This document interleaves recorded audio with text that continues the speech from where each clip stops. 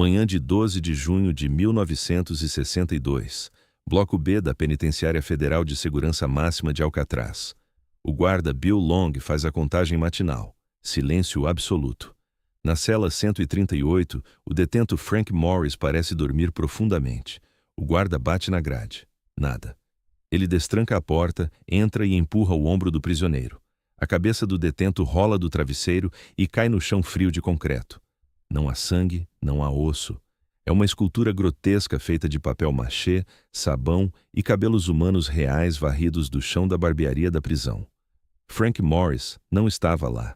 E seus dois vizinhos de cela também não. Eles não apenas desafiaram o sistema prisional mais brutal da Terra, eles humilharam o governo dos Estados Unidos. 3 homens, dezenas de capas de chuva roubadas, colheres de metal e a frieza absurda de quem prefere a morte nas águas congelantes a enlouquecer na rocha. O que aconteceu naquela noite não foi apenas uma fuga, foi uma obra-prima da psicopatia e da engenharia improvisada. Bem-vindos ao caso que quebrou Alcatraz. Para entender o peso do que aconteceu na noite de 11 de junho, você precisa entender o que era Alcatraz.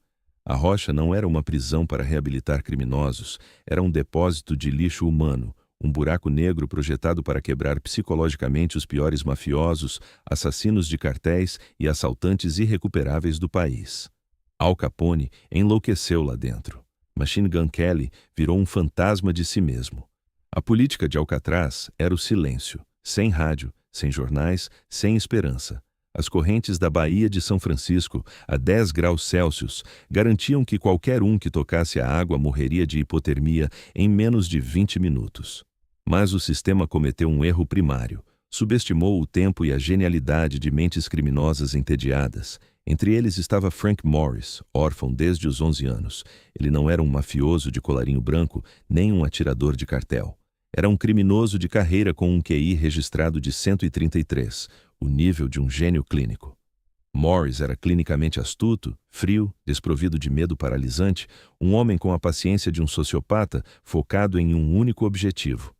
Ao lado dele, os irmãos John e Clarence Anglin, assaltantes de banco de sucesso e mestres em sobrevivência, e Alan West, um ladrão de carros obstinado.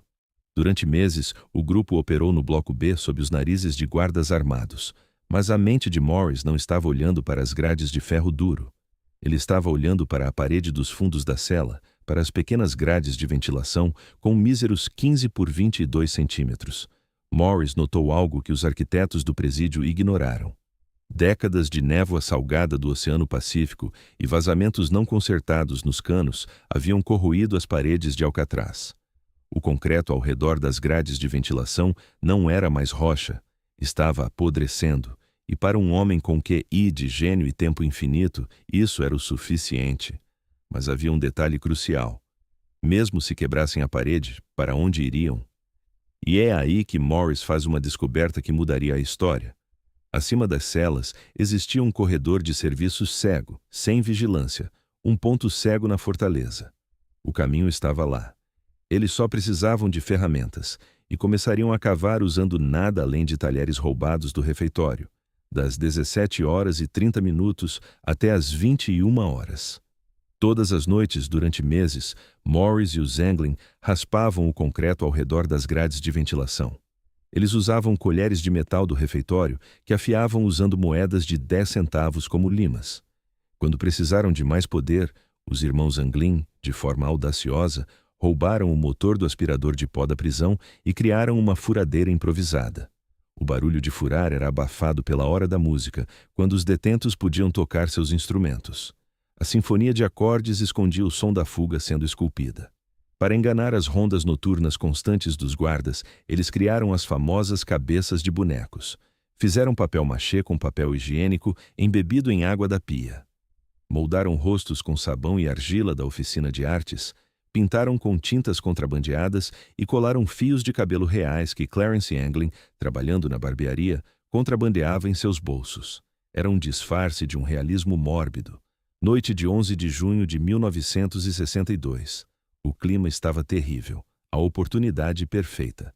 Morris dá o sinal. Eles removem as grades falsas que haviam feito com papelão para esconder os buracos. Morris e os irmãos Anglin escorregam pelos buracos escuros, estreitos e claustrofóbicos até o corredor de serviço. Mas Allen West entra em pânico.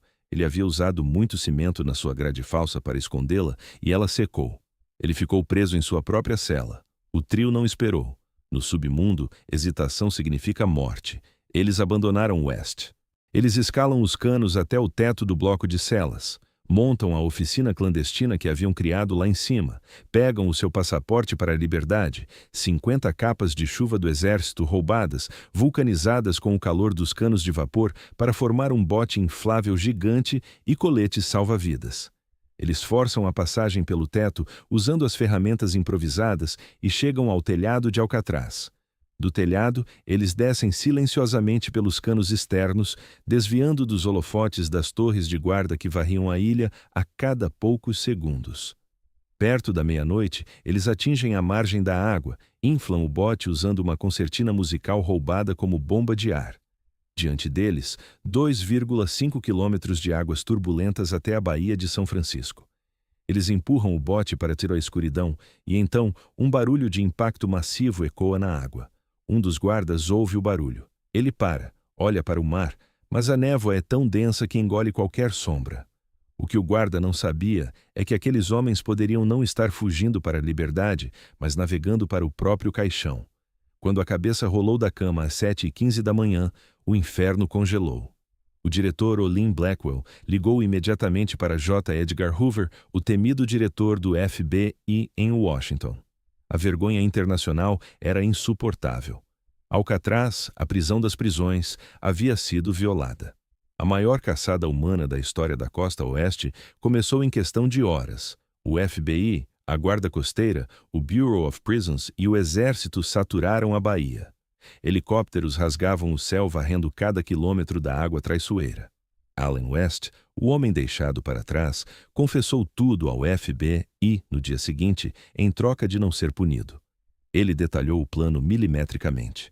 A ideia original não era ir para a cidade de São Francisco, onde seriam vistos, mas sim para a ilha Angel, dali roubar roupas e um carro no continente e sumir. Mas os dias passaram e as evidências encontradas formaram um quebra-cabeça macabro. Dia 14 de junho, a guarda costeira encontra um remo de madeira artesanal flutuando perto da ilha Angel. Dia 21 de junho. Restos de capas de chuva dilaceradas e deflacionadas aparecem nas margens. Mais chocante ainda, encontram uma bolsa plástica contendo as anotações, contatos e fotos da família dos irmãos Anglin boiando em alto mar. O FBI estava desesperado para encerrar o caso. Para o governo, a narrativa oficial era essencial. Eles não fugiram com sucesso. Eles morreram afogados. Afinal, os corpos somem nas correntes de São Francisco para sempre, varridos para o oceano aberto. Ninguém relatou o roubo de carros naquela noite no continente. Ninguém foi feito refém. O FBI concluiu que as águas geladas fizeram o serviço de carrasco. O arquivo oficial de Frank Morris e dos irmãos Anglin foi carimbado com 3 palavras pesadas, presumivelmente mortos no mar, caso encerrado. Ou pelo menos era o que Washington queria que o mundo acreditasse. Mas a burocracia do FBI cometeu um erro colossal ao subestimar os criminosos de novo. Meses depois e pelas décadas seguintes, pequenos rastros começaram a vazar. Cartões postais anônimos sem impressões digitais, relatórios confidenciais de avistamentos no subúrbio e o pior de tudo para os federais, a falta absoluta de cadáveres. A caçada não tinha acabado, ela mal havia começado, mas agora era fantasma. Mais de 60 anos se passaram e o Serviço de Marshals dos Estados Unidos se recusa a fechar o caso, mantendo os mandados de prisão ativos até que os fugitivos atinjam 100 anos de idade. Por quê? Porque a ciência e as evidências ocultas contradizem a versão conveniente do FBI.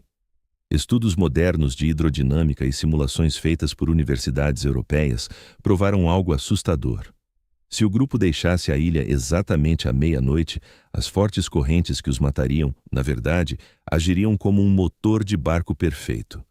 A maré os puxaria não para a morte no Pacífico, mas diretamente para o refúgio das Marion Headlands, a norte da Golden Gate Bridge. E a falta de roubos de carros no dia seguinte? Investigadores independentes descobriram que um Chevy azul foi furtado naquela mesma madrugada no condado de Marin e misteriosamente omitido dos relatórios originais do FBI. Mas a verdadeira facada na narrativa oficial surgiu em 2015. Uma foto desclassificada, entregue à família Anglin nos anos 70 e tirada por um amigo da família no Brasil, em uma fazenda no interior, no ano de 1975. 2 homens de óculos escuros, análise de reconhecimento facial e peritos do governo mediram as feições, os espaçamentos oculares e a estrutura óssea. A conclusão foi arrepiante. É altamente provável que os homens na foto tirada no Brasil sejam John e Clarence Anglin, envelhecidos, vivos e livres no submundo sul-americano. E a cartada final. Em 2013, o Departamento de Polícia de São Francisco recebeu uma carta misteriosa. Meu nome é John Anglin. Eu fugi de Alcatraz em junho de 1962 com meu irmão Clarence e Frank Morris. Eu tenho 83 anos e estou em péssimas condições de saúde. Eu tenho câncer. Sim, nós todos sobrevivemos naquela noite, mas por pouco. Se vocês prometerem na TV que não vou pegar mais do que 1 ano de prisão e que receberei tratamento médico, eu direi exatamente onde estou. O FBI colheu DNA e impressões digitais do papel.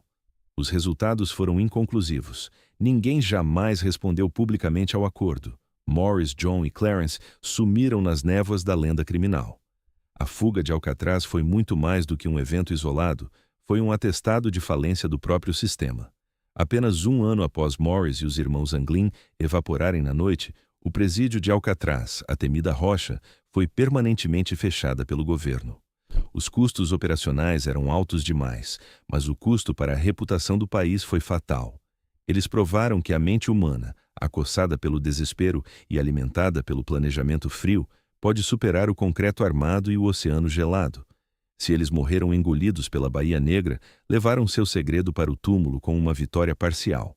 Mas, se sobreviveram, construíram as bases para a fuga mais espetacular da história da humanidade moderna, provando que as prisões mais inquebráveis são apenas quebra-cabeças, esperando por um mestre. No submundo, toda ação deixa um rastro e nenhum segredo fica enterrado para sempre. Deixe nos comentários sua opinião sobre a fuga de Alcatraz. Você acredita que eles sobreviveram?